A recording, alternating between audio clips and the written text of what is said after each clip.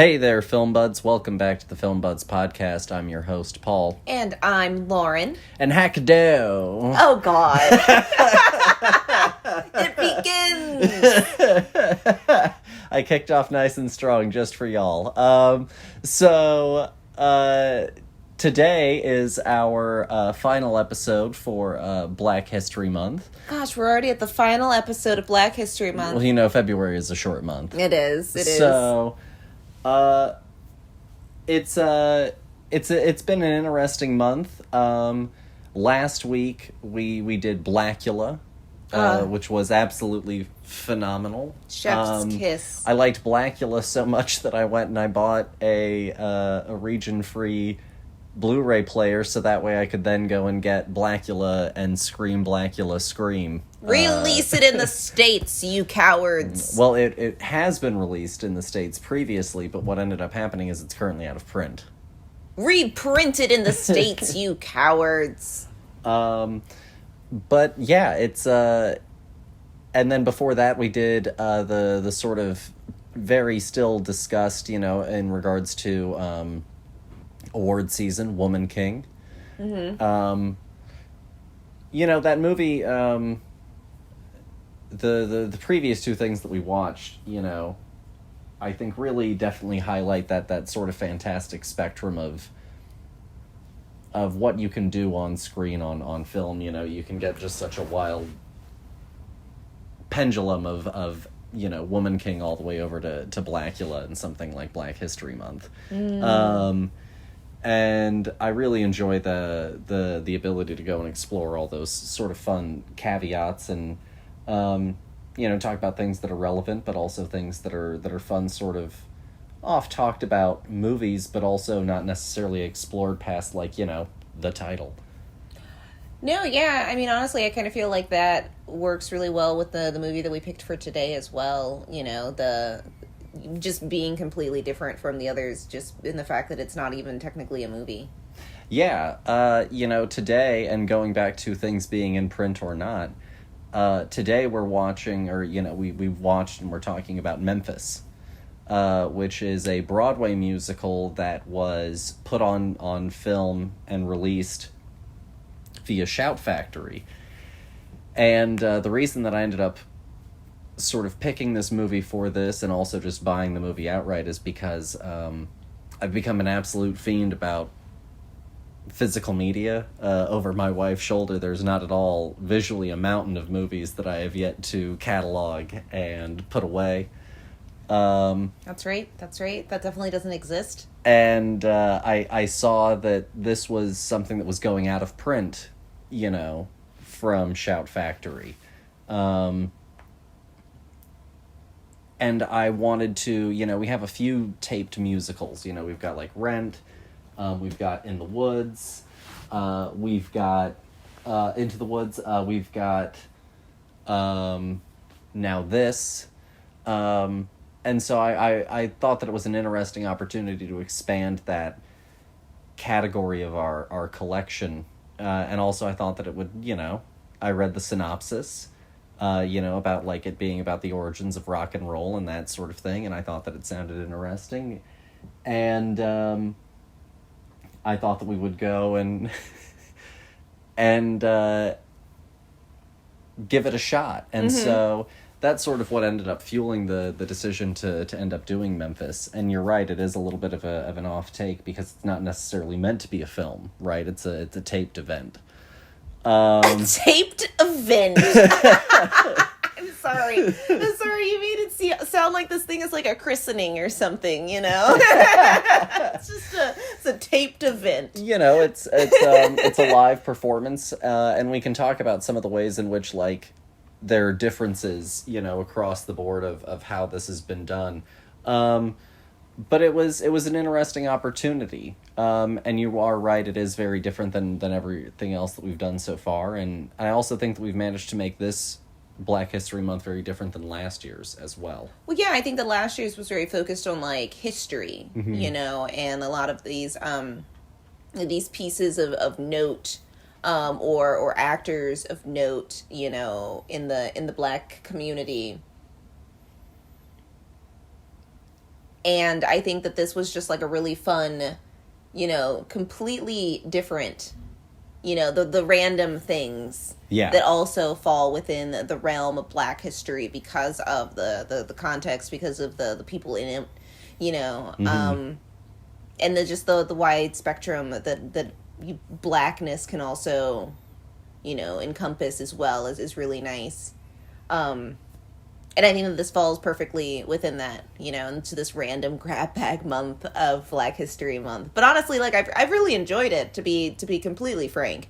I've been having a blast. This has been really expanding my own personal Black movie, icon of note. Now I get to add Blackula to the list. Fantastic new favorite movie, right up there with Tales from the Hood. Yeah, excellent movie. Yeah, this is perfect Black history right there. And now this taped version of Memphis, great. You know me, I love a musical. Yeah, and this is history right here. You don't get this too often, which I think is so odd about musicals. No, and we can also talk about that as well. I guess without further ado, we should just sort of go ahead and jump on into it. Yeah, honestly. Well, I guess actually, real quickly before we do get started, I do have, I guess, like a real quick question. If you could have, any musical available in this kind of format, what would it be? Any musical available in this format, what could it be? I guess maybe something that, like, obviously having it in this format is something that we can't do. Like something that's I guess I'm thinking of something old. We're having like a live production of it would just be so cool. Gosh, is that the hardest thing ever to think about, because a lot of old musicals are terrible.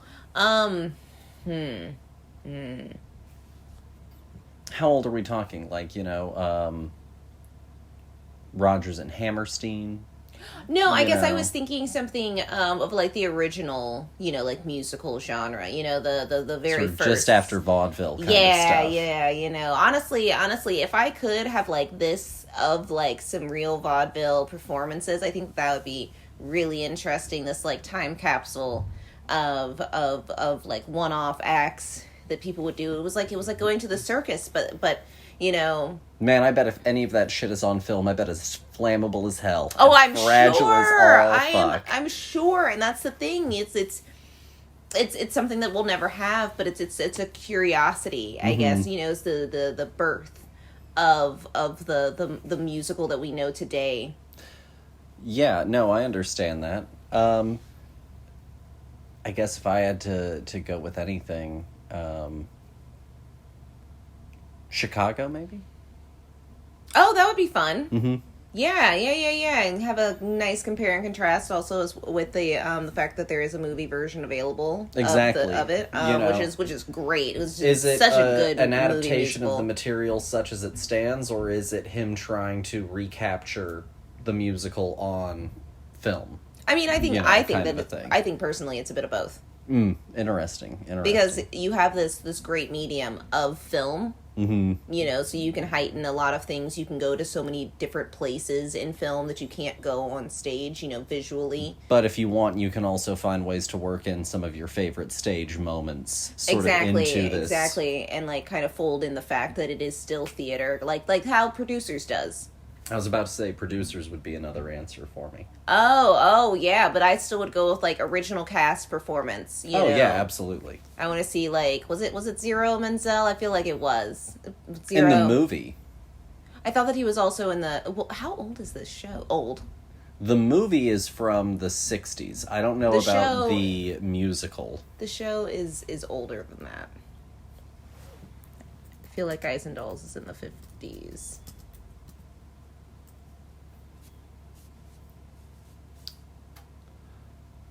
Oh, you're talking about the Producers. Mm-hmm.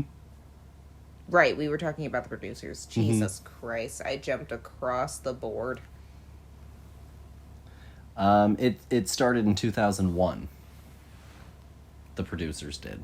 The musical? Mm-hmm. Oh, because it's based off of a movie. Correct. And so the original cast was Lane and Broderick. Well, see, I went to them being the same type and then going to an old musical, and then I just jumped, skipped, and hopped over to freaking Guys and Dolls for some reason. Jesus. Don't worry about that. Zero Manzel was the original in the movie.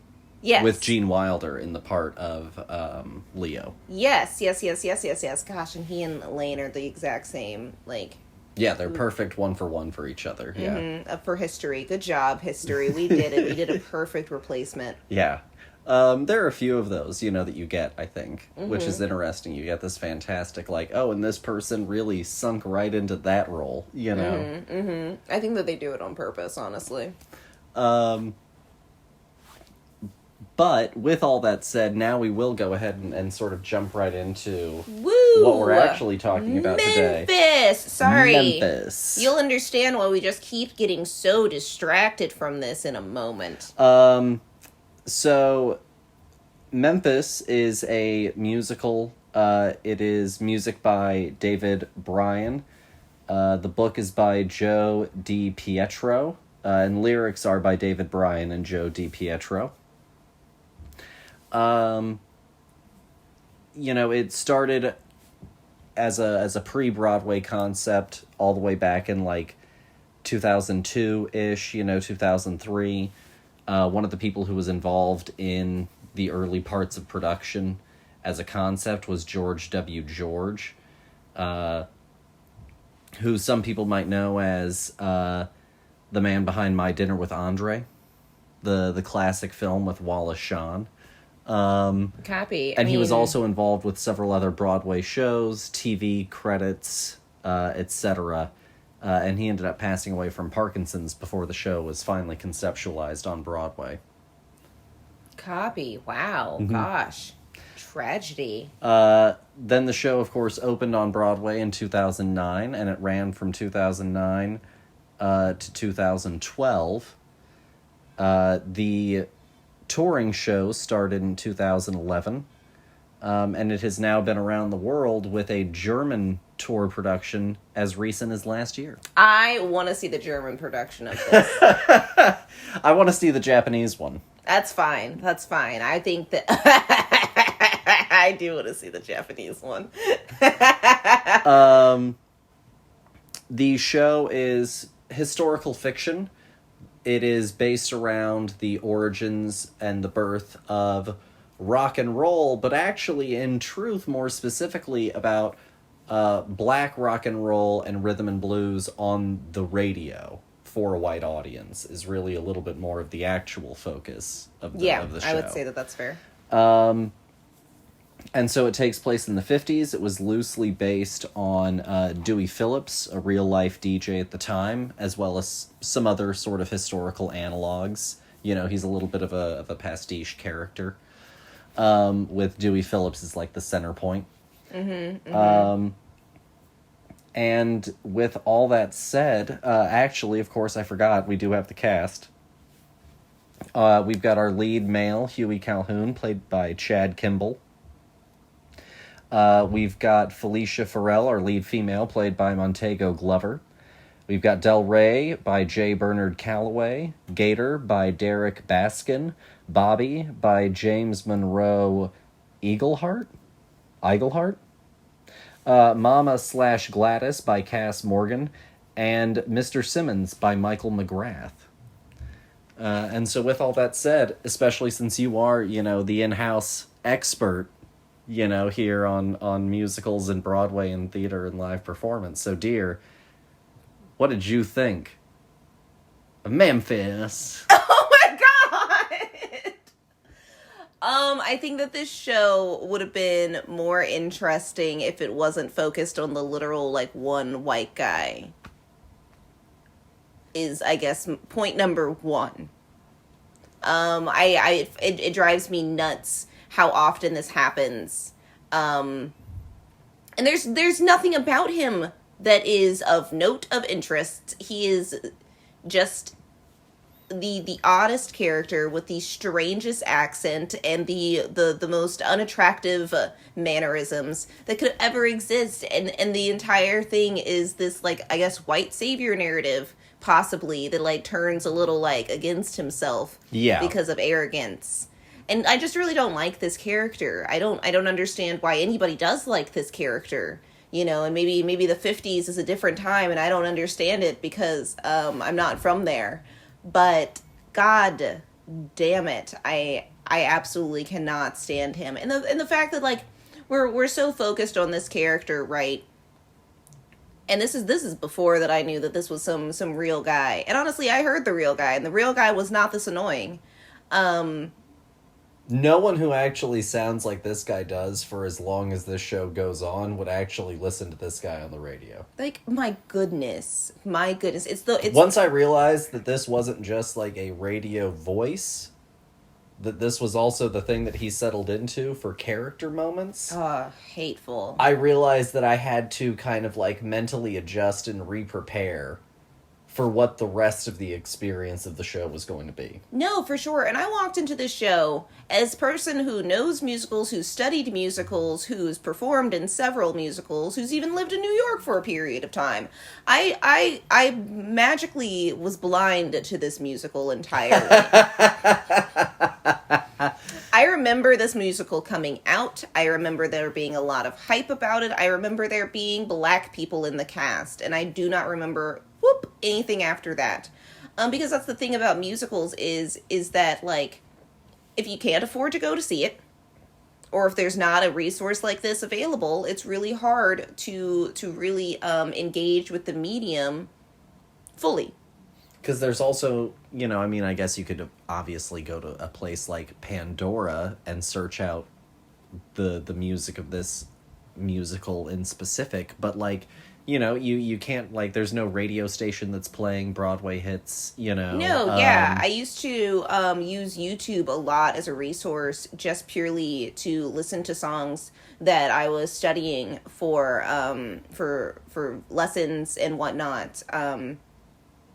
But yeah, so, like, I'm blind to this musical, absolutely, utterly, completely, entirely. And people would tell me, because I know this now, because I am a black woman, they said to me, and I quote, "You should really look at Memphis," you know, as a resource for black materials, but also for parts that I could play because of my skin tone. Because what is this show about but race? And again, absolutely hateful. This is exactly what happens in All Shook Up. It's almost a Hairspray.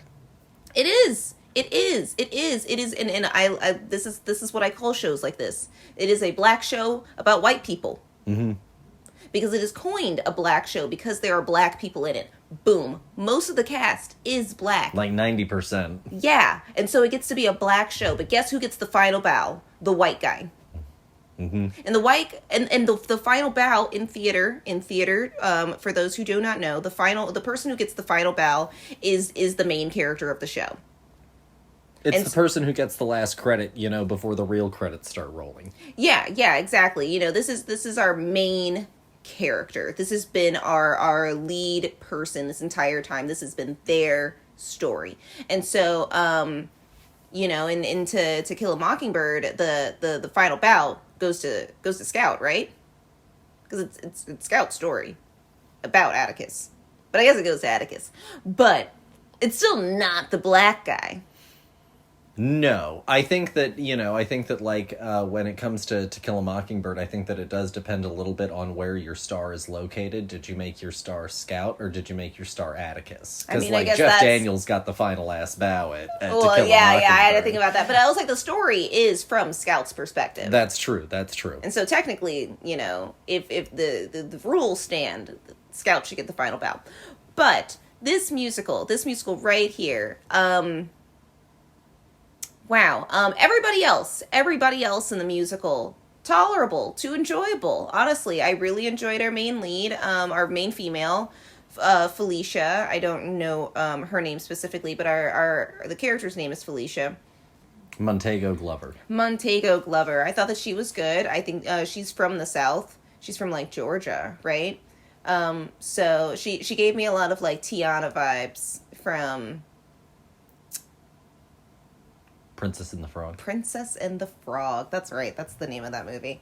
And I really enjoyed her as a character, and I really enjoyed her arc until it butted into the Huey Calhoun character. Just every time he was in a massive speed bump in this story for me. Everything about it, from him, just I wasn't sure if they were trying to like pull like an Elvis on me or something, like where this guy is from the South. And he's kind of like a poor dude. And so he ends up listening and hanging out with the black folks. And like white people don't like him. But he's the only way that this sound can be heard by this audience, because somebody has to step over, the barrier first kind of deal.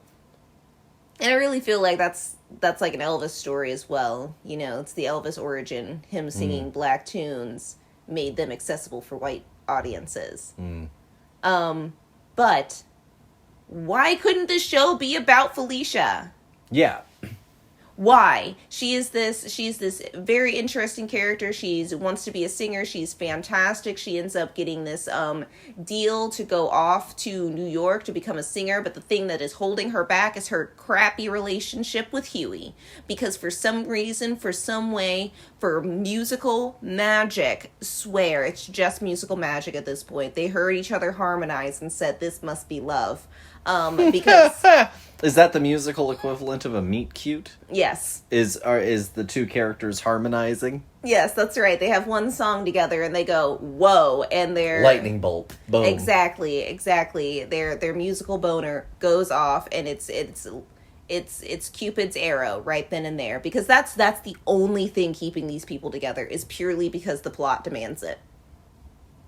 And these characters, these actors, these people that we watched in this film have no chemistry. No, not particularly. And I was really upset, honestly, watching this film because of all the hype that I had heard beforehand. I was like, oh, this is going to be a good-ass movie. This is going to be a good musical. I'm going to walk away from here crying like I watched The Color Purple or something. No. Instead, I'm left with this nails on a chalkboard accent in my mind. Is the only impression. I don't remember any of his songs. I just remember his voice. And it was terrible. What did you think about this musical? What did I think? Well, actually, real quickly, before I guess I do go down my own rabbit hole of what I thought, I do have a little bit of a follow-up question for you, which is, when you're looking at a musical, for you, what are the things that the common person, doesn't think of when they're looking at a play or a musical that you thought that this did well? Things like blocking, set design, lighting, etc. Oh, I mean, I guess it really just depends on the intention of the show itself, because like movies, musicals can lean into camp or it can lead into realism. Mm-hmm. And so when it comes to it being campy, like if I see the wires, if I see the strings kind of thing, if the blocking is obvious and the staging is obvious, like I don't mind that, because it's part of the whole thing. It's part of the camp of it. But for musicals that are supposed to be more real, they usually tend to have, honestly, like less. They're usually more minimalist of sets, so that way they can go to different locations very quickly. Mm-hmm. Or they'll usually just be like, there's a bed on stage and like, this is a bedroom now, and you just accept that. But usually transitions should be very smooth. And that works with teamwork and with really good timing of just getting things in and out with practice. Usually you use like actors and tech people to get that out. So that way all of the transitions are nice and seamless.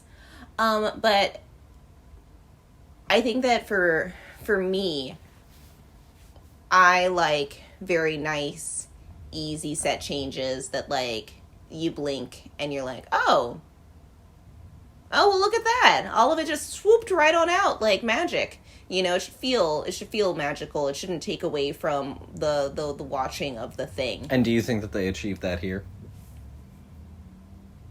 I think that the transitions are really good. I think that some of the set pieces are really fun in this. The whole idea that he is a radio DJ, and he's in his, like, little booth in the stage, and it comes in and out of the floor like an elevator. It's great. It's smooth. I love. That's the great thing about Broadway, though, is they got the money to have all of this stuff be automated, and so they have the sheer, you know, luxury of being able to just have this entire booth that's like the size of a full size bed, you know, but a box, just boop right on out of the stage, and that just be that, you know.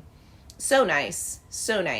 But even the worst musicals can have, like, really good, you know, set design, really good costuming, really good tech. Same with movies. You know, you can have movies that have all the accoutrements, good cinematography, good visual effects, and the entire movie itself is a lead balloon. No, yeah. I mean, also, like, transitions usually, it depends on the type of transitions that you have, because transitions can usually be done during, like, a reprise of a song, or, like, just an interlude of music as we, like, do this little flourish, as we, like, reset dress, almost like how they do in old television shows, where you, like, come back from commercial break and you, like, get to have the card that gets faded away back into frame of, like, you watching the show again, kind of deal. Okay. You know? But it really just depends, I think, on what type of show you're wanting, you know, to put on.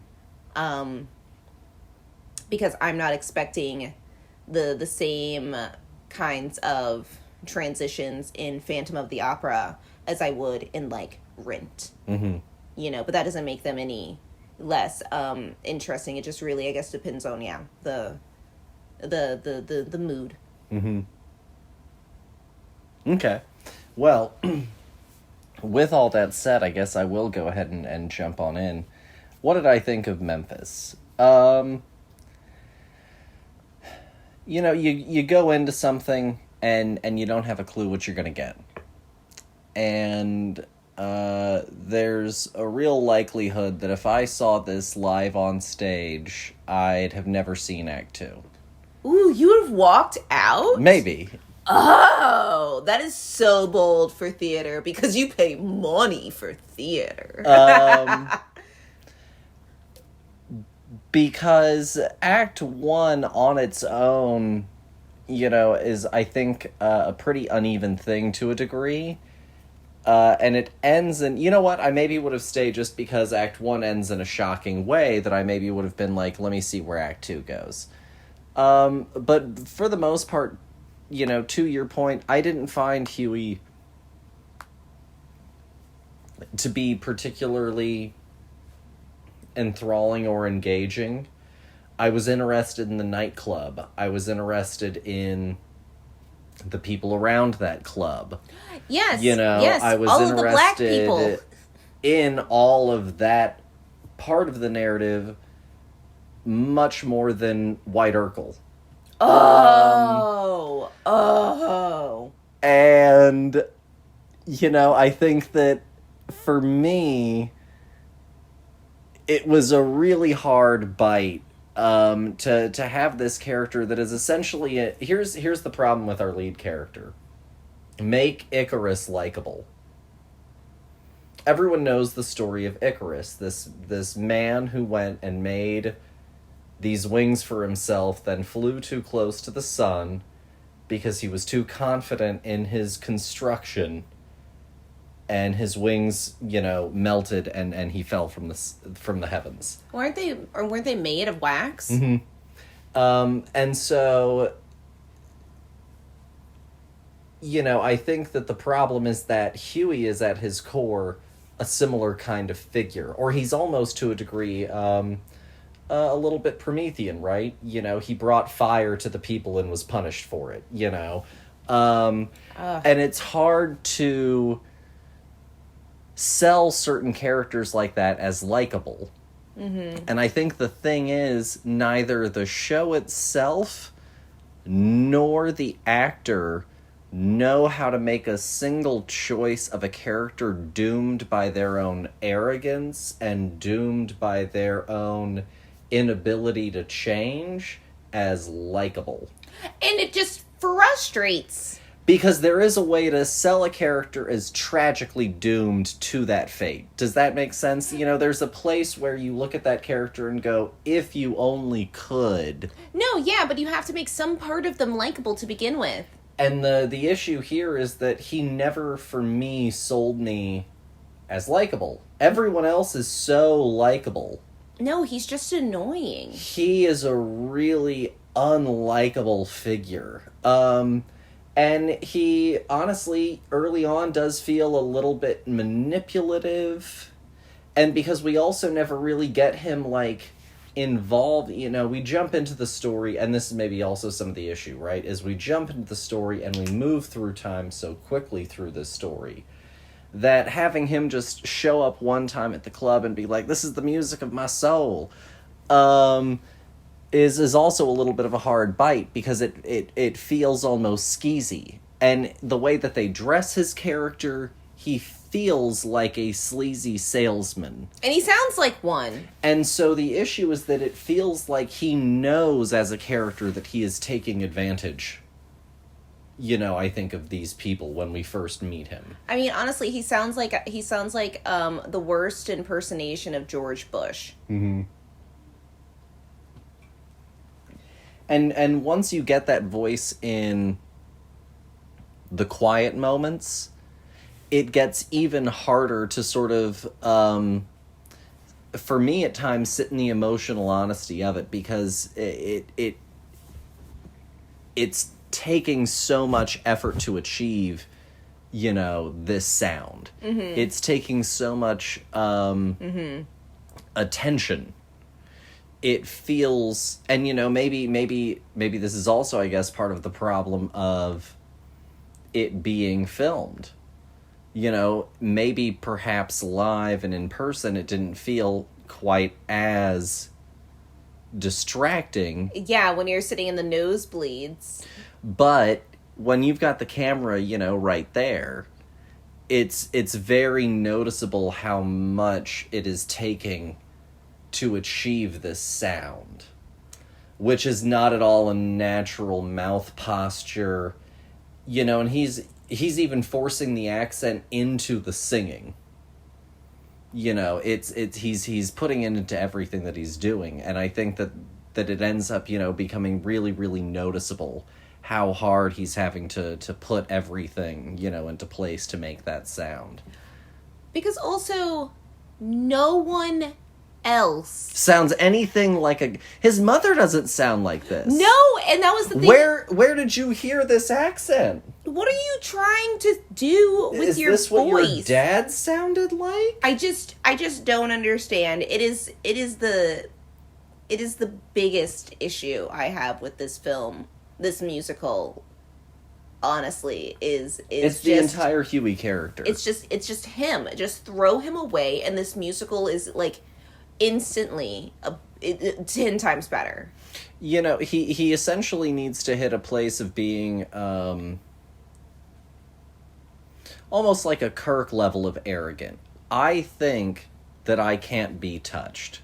But the thing is Kirk is still likable, and that's the thing that, like, you know, draws all the ladies to him. Mm-hmm. And he, you know, and I think that that's what this character is, like, missing. I do agree.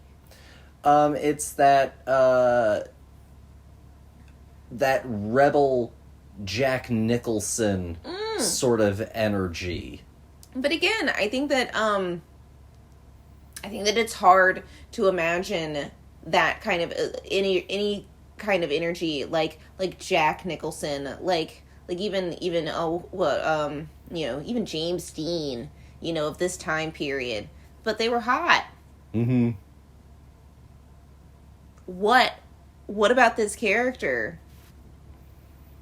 is where he is able to be likable to people. Yeah, what about him is likable? And I even understand why the voice is maybe interesting on radio to a degree, because you're getting it interspersed into bits of song. Yeah, but the moment that you get all of this heavy shtick, because it's like he's like a cartoon character. Because everyone else is living in the real world.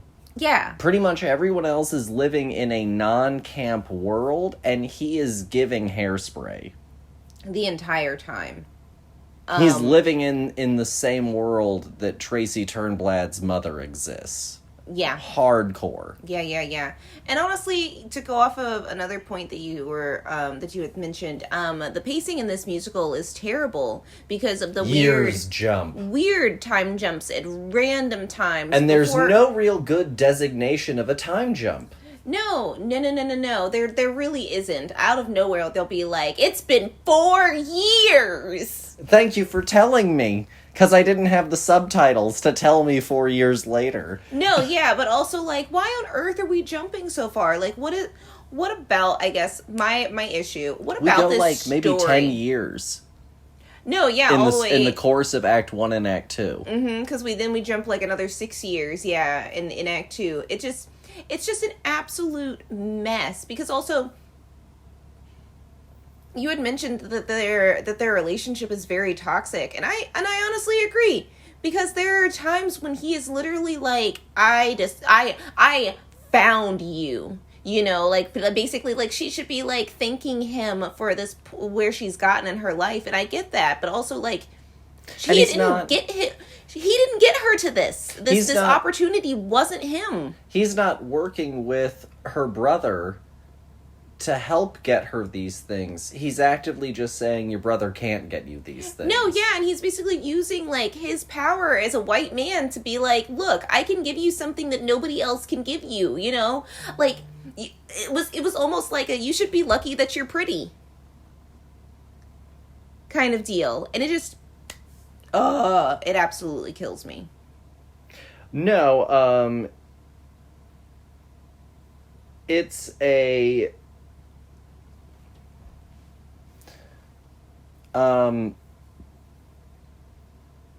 to your point, he is not.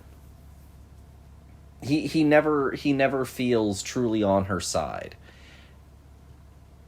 and that's also why, like, here's another great thing about, or not another great thing, but another, I guess, interesting point about the show. Right, Act 1 chooses to end with a moment of violence. They even do a little stage blood. Oh, yeah, they bloody her up good. It's a big moment of violence. And Act 2 begins with a time jump to after she's already healed and recovered from all of that, and she is now just nervous about the idea that it could happen again. Oh my god. And we never address it any further than that. And he just writes off that night, you know, as kind of this one-off. No, yeah, while they're living in the 60s in literally segregated southern states of America. Like, what on earth? What on actual earth? What planet are you on? He must be Mork. And honestly, to a certain degree, one of the other downsides, if I'm being, you know, frank about this particular version of the show, is that I would have liked them to put up for 60 seconds an intermission card, because it's a musical that's on film. It's almost edited to a degree like a movie. So Act 1 ends and we do a crossfade to black and a fade back in. Mm-hmm. Very quickly. No, yeah, I was really expecting. We end this moment of violence and somber and through tragedy, you know, the reawakening of another character, and it's this very complicated emotional moment at the end that did honestly make me go, maybe Act 2 will be better. Yes. And then we start Act 2, and Act 2 starts with, Hackadoo, it's Huey on TV. You never thought this ugly mug would be on TV. And it's awful, because it completely, especially again in this version of the edit, you don't get to sit with any of that moment. You go right into this jump in time whereby, this event has now been brushed under the rug, almost. I mean, this musical is afraid. Really, it is. That's fair. I think afraid is a good word. Because, what happens if we let that moment sit too long? It's no longer fun. Yeah. We have to talk seriously about race right here in this fun musical about this white guy with a funny voice. It's sort of this, we're going to have our cake and eat it too, but, we're going to have a little bit of it, but we're not going to commit to it. Yeah, it's almost like, them teaching kids that the slaves were having a good time. That's why they sang. Exactly. That is why they sang. Of course. No, and that's how this musical feels for me. Mm-hmm. If you're not truly, I don't get to pick and choose when I'm black. I'm black all of the time. It's the only thing that I have. It's what I look like. It's who I am. It's my culture. This musical literally looked at blackness, turned down the one-way street of blackness, and then did a Yui before the end. Mm-hmm. Because we were so focused on this funny-sounding white guy.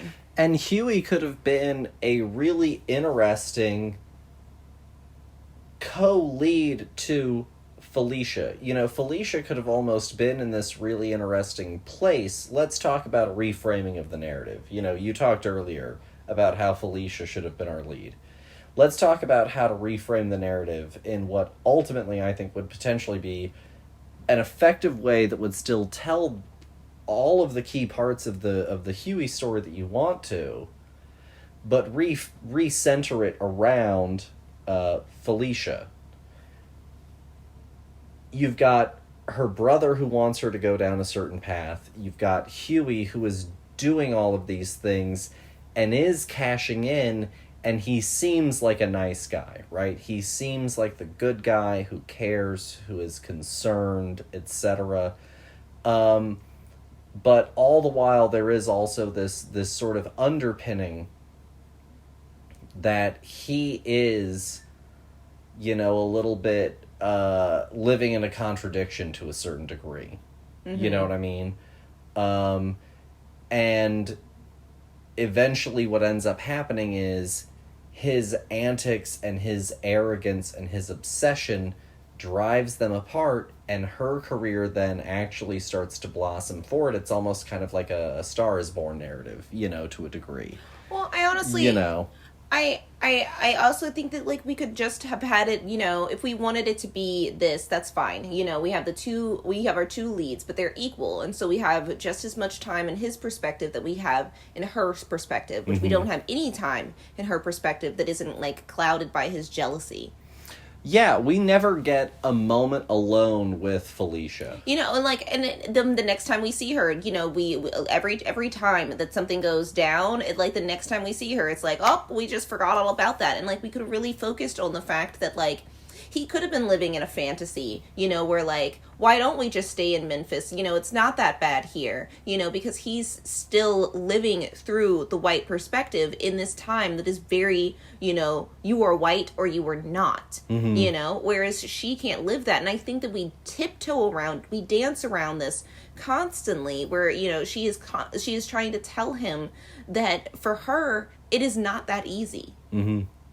And the point never truly lands for our lead, for Huey, until it is too late. Mm-hmm. And this is just this musical, I'm not sure what it's trying to tell me. Mm-hmm. At a certain point. You took all of this time, you wrote all of these songs, you stitched this thing together for what? Why, at the end of the day, should I feel bad for the man who... Again, it's sell me on the sympathy of this character. Why should I feel bad for a man who was treading a line, couldn't hold his tongue, couldn't see the forest for the trees, put other people in jeopardy, and ultimately then at the end of the day, because of his arrogance, loses it all? Why should I root for him? Why should, at the end of the day, when he performs on stage again, should I feel, it's the one last rodeo feeling? Why should I be sold on that feeling at the end of the show? No, honestly, and this is a love story between, a white man and a black woman. Well, there's another musical that I just thought of that has this exact same kind of, white man, black woman love story. But guess what? It's Aida. And guess who's the main character? My black woman, who is fighting with her own, Nubian heritage. And I know that the white man in question is technically supposed to be Egyptian, but New York doesn't have any of those. So they chose a white guy instead to really pinpoint the narrative home for American audiences. So the white man in question, she's falling in love with this person, and she has to choose. Basically, she's having this internal conflict between her heritage, between her people, and between this man that she loves, and she can't have both. And that's exactly the story. Mm-hmm. But then told from the wrong side. Mm-hmm. And I do not consider Aida a black show about white people, because even though there are white people in it, it is about Aida and her Nubian heritage and her, the fact that she is the queen, of these people, but cast into slavery. And what does that mean? And then we have this musical who tiptoes and hackadoes and tries to convince me that this man is the reason why black voices got on the radio, and this was our only option. Well, they also, they start to talk about, some of the history surrounding him, that there are now other people who are doing this thing, but we also never really get to experience or see any of that, so the rug gets kind of pulled out from under him, because we're telling this story, but also their love story. We then get some history just sort of spoken to us. Yeah, and passing, Whereas I think extras. That if we just lived in her story, mm-hmm. we could have played around with a little bit of the history of him, more so, mm-hmm. with hearing people on the radio, it could have been as simple as dial tone sort of stuff, No, yeah. And I think that we could have gotten a more authentic portrayal, because centering the narrative around her allows you to make the love story the B plot, mm-hmm. Much more so. Mm-hmm. And with that, I think that you could also focus up on the history of how black music got popular. I think that the issue of really focusing on him makes it all about how he got popular and he then fell. Exactly. And I think that it's doing another one of the things where it's black people made rock and roll and the blues and these things that developed into completely white genres. And this is the thesis statement of this musical, but then it just keeps getting distracted, mm-hmm. and it doesn't convince me of the thesis because of the fact that it's choosing to tell it to me through this lens that they felt was the most approachable way of doing this, which was this cartoon character. Yeah. Joke shit.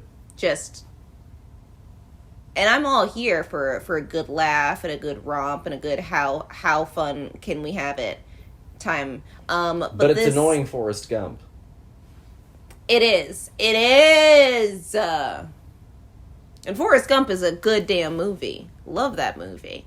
And this guy is every worst intention that movie could have possibly been. It's like a bad impression of it. It's terrible. It's a bad impression of every bad impressionist of Nicolas Cage. It is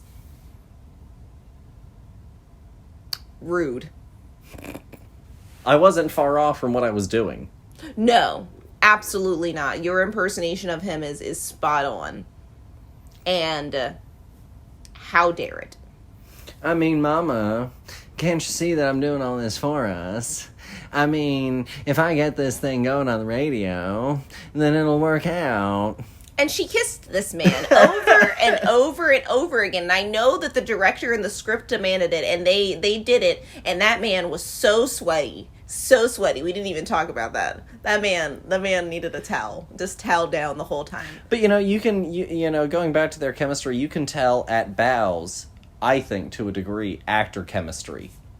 Yeah. You know, at bows, am I really glad that I'm standing next to this person? You know, kind of a thing. You know, like, they were not friends outside of this. They were colleagues at best. There was not a lot of warmth, even in a moment that is supposed to be not them in character, but them as people. Yeah, no, it was just, God, Memphis, you let me down. I'm so disappointed, honestly. Well, I've been dreading talking about this. If Tennessee is good for anything, it's letting you down. Woo! Suck it, Tennessee. We're gonna get hate mail. What are you gonna do about it? Nothing. You know why? Because none of you can read or write. So, Jesus. Wow. Coming in strong with the Tennessee jabs. Mm-hmm. Watch out, Tennessee. He's coming for you. Watch out. Hit you with a little Samurai Jack, you know. Always good to have a little Samurai Jack in your life. It made me feel better about Memphis, honestly. You know, at least y'all people have whiskey. So... We do not condone drinking on the film buds. Here is something that I do also want to bring up, is that, you know, this is definitely, going back to my comment earlier in the show about a taped event, this is something that there was, I think, obviously some consideration of the fact that they were recording it, because of the fact that the TV cameras on stage are active. They do literally record. Well, I have seen that happen before. Okay. However, what's really interesting is they did not light for that. Oh, God, no. And so then when you see what is supposed to be this dark black and white TV image, because it is not really lit for what's happening, it doesn't actually look like 1950s television, which was lit to the gods and back. Well, our lead was already melting on stage. So if we put any more light on him, number one, he was going to be washed out as fuck, because everybody else he was the only person visible. Yeah. Because of his whiteness. Because everybody else was living in a weird dark haze. We were losing half of them. Yeah, because shadow was just overtaking, and it was nobody's fault other than the fact that they were black. Like, that was literally it. And ultimately, they weren't really... They were recording from those, but they did not do any kind of lighting testing, really, or any sort of... No. They did not do together. Any sort of work on that. This is the same thing that they do probably for the show, but the thing is you're seeing it from way far back, so, like, it doesn't really matter that it doesn't look good. Mm-hmm. You know, you're busy watching the big action on stage, you know, it's great. Yeah. I really wish, honestly, I really wish that I took away at least, you know, something about this musical that I was like, wow, you know, but I really liked that song, or, you know, but the choreography was just top notch, or gosh, the costumes really really blew me away. I thought that this musical overall was good, except for The best song was Everybody Wants to Be Black on a Saturday Night. I mean that's fair, that's right. But like, I didn't walk away having any of these songs stuck in my head. No, there's no earworm. Yeah, and that's None of these tunes, say what you will, even if you want to dunk on Lin-Manuel as much as you want. Oh, those things are so catchy, though. He definitely has some earworm tunes, I think, in there. Yeah, and this could have been a Hamilton, straight up. There's nothing about this and that are technically on paper, not Too equal. far. Like, come on. But the thing is one is leaning into it and is working in that favor, and one is backing away from its own context. Like, was it written by white people? Yes. And I'm gonna guess yes. I mean, it's purely just written as American and with a last name like that. Yes. Yes. Okay, that explains everything for me. It was written by white people, guys.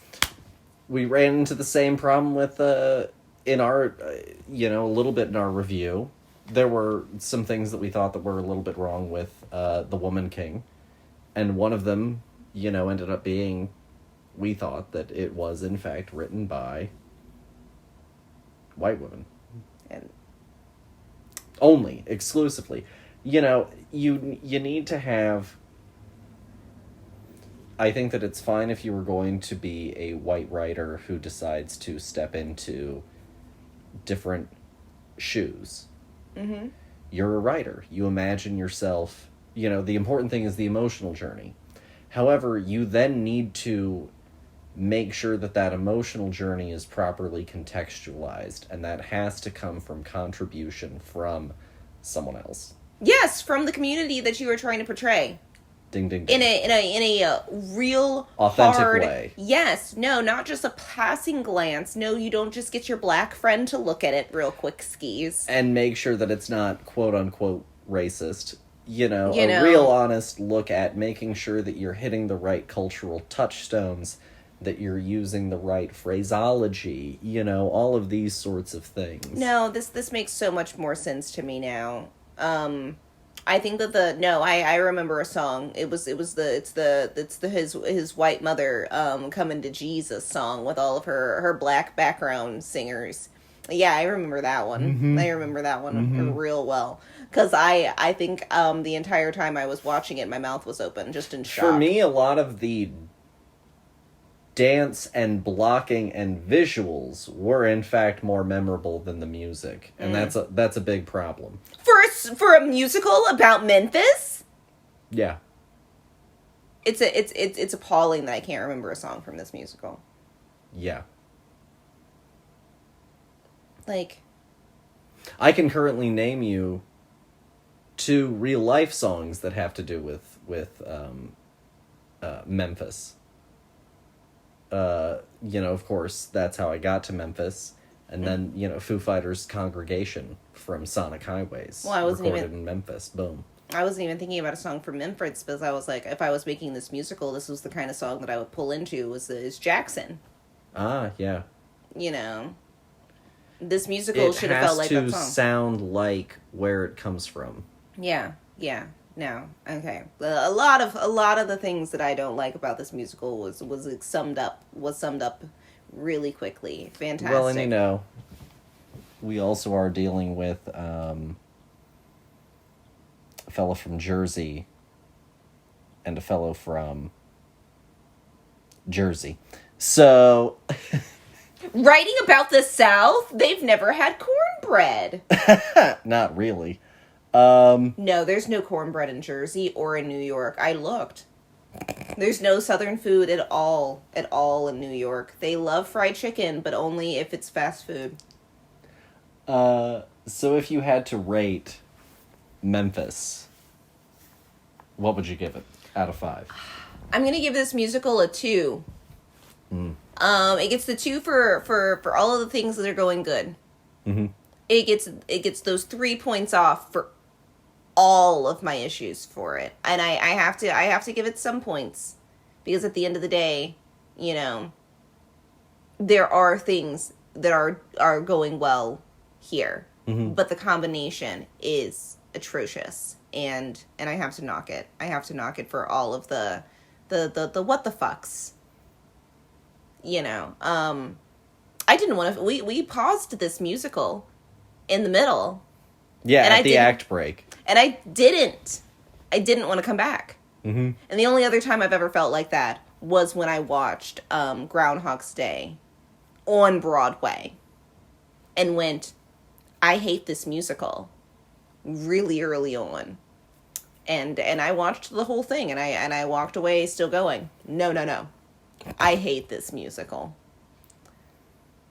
But it's because I couldn't leave, because I was with a group of people.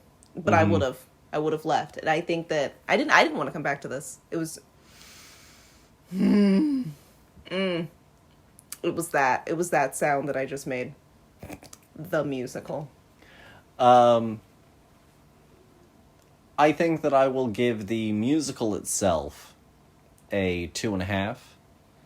I loved so much of the supporting cast. Even though none of the music stuck, it wasn't bad to listen to either. It's just tragically forgettable. Mm-hmm. But I do remember really latching on to certain characters. The costuming was great. I loved the brother. The brother was very good. But ultimately, you know, it didn't sell me.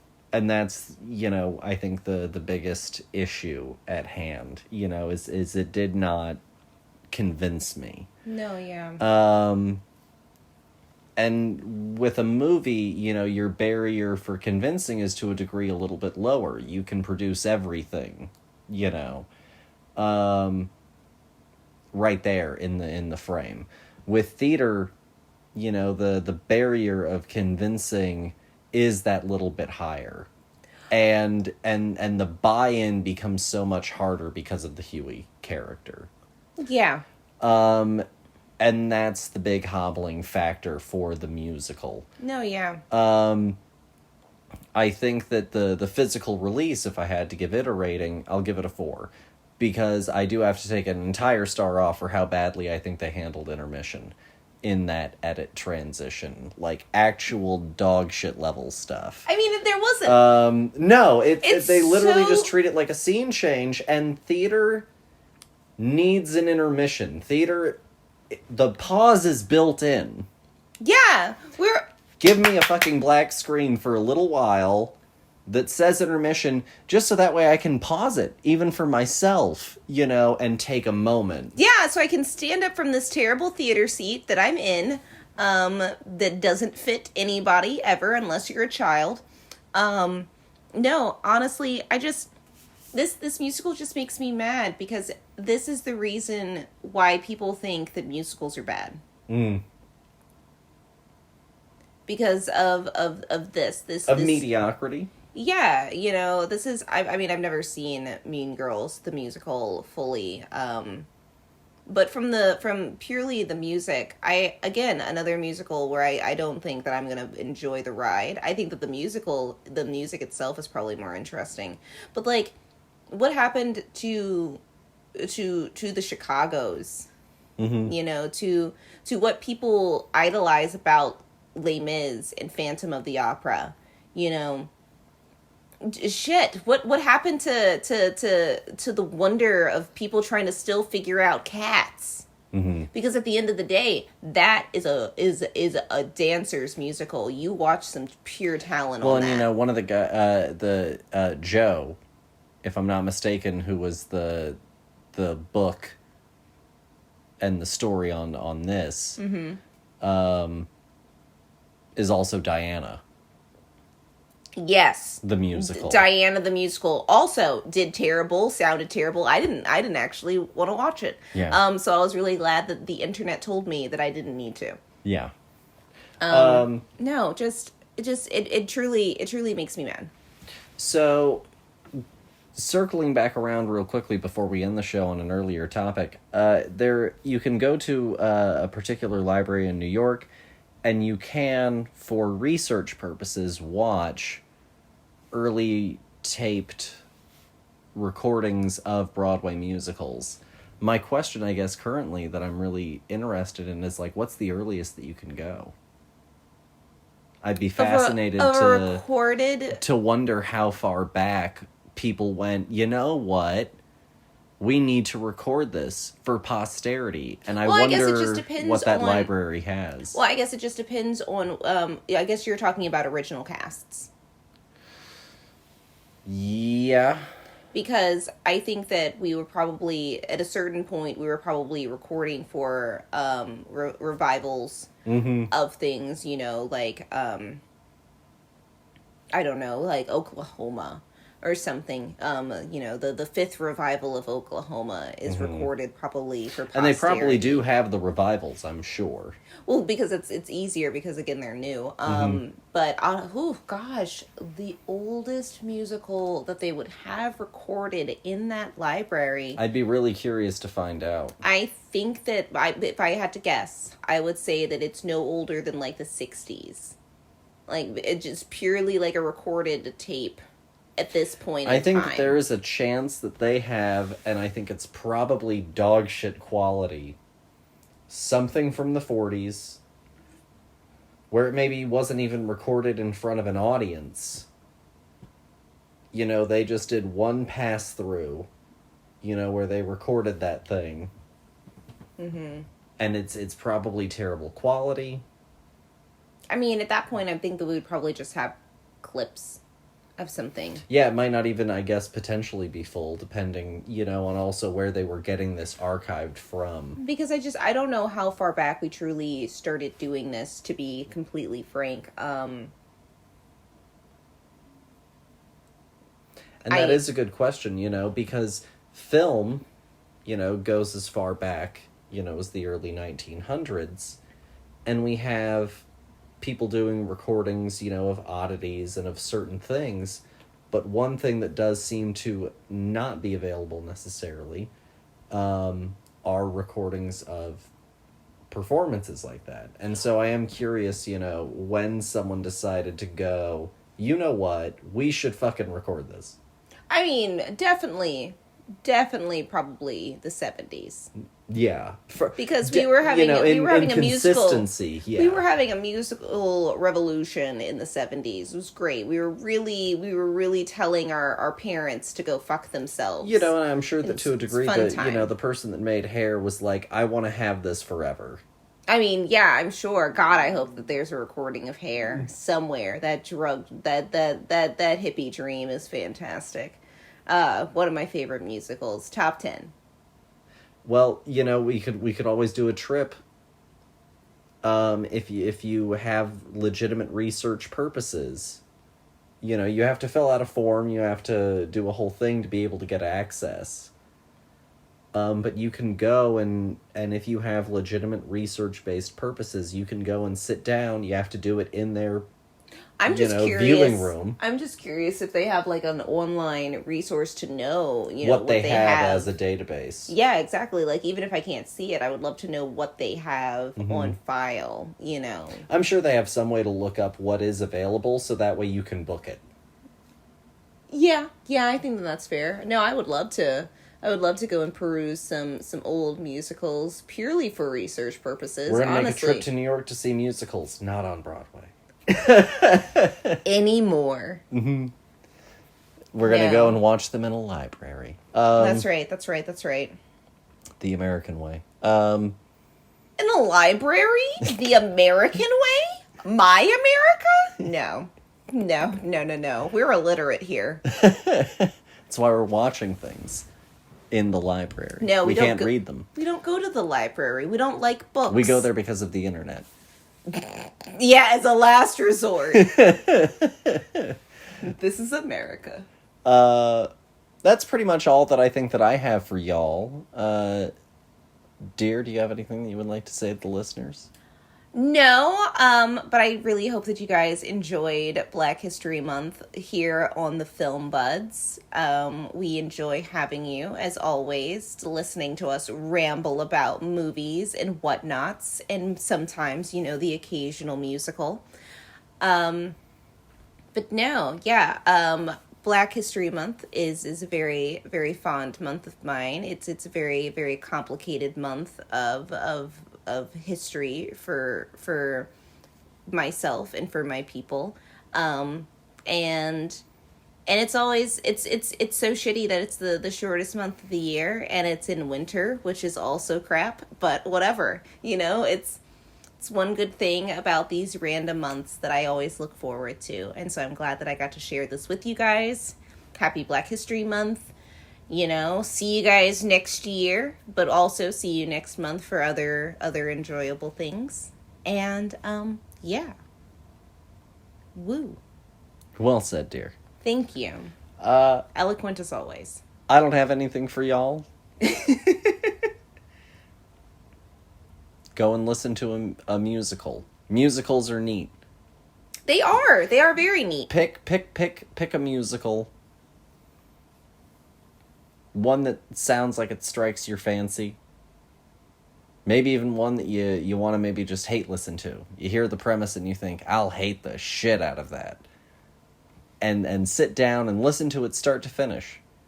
And just enjoy the experience of, story told to you through 2 hours of song. Yeah, because also without the context of the show itself, really just listening to an album of a musical tells you everything that you need to know. You are missing beats, but, see you how much... You should be able to gather see the how important much beats of the story. Does it entice you to want to actually watch the full show?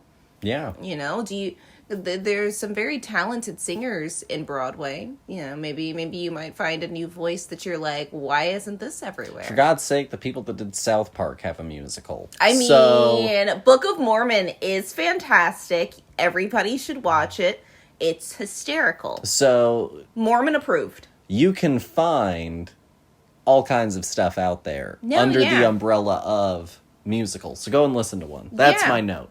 Yeah, you can also go on if you have a Pandora, just pick a musical, and it'll give you things that are kind of like that as well. If you want to expand past the thing that you already like, options, you've got them. Go listen, have fun.